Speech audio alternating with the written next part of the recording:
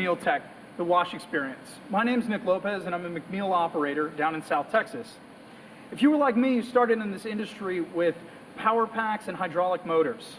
As technology has developed, we've moved to electric motors controlled by VFDs, which give us not only better accuracy and control of how fast our wraps spin, but also provide stuff like emergency stops so that when these ramp up too much, they stop, keeping us from tearing off windshield wipers and side mirrors, as well as providing a safer environment for our employees.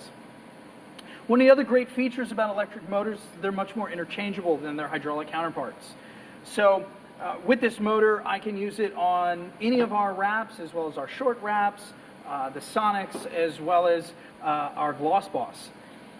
To do that, though, each motor has to be changed slightly and rotated so as to fit whatever design it's then intended for. For the sake of time, this one's already been mounted and our Allen screws have already been loosened for me. So we're going to go ahead and take out the remaining screws.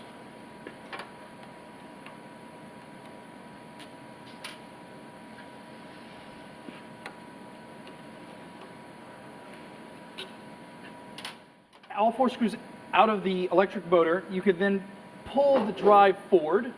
Now this drive is a totally sealed enclosure, so your oil port here is the only access to it.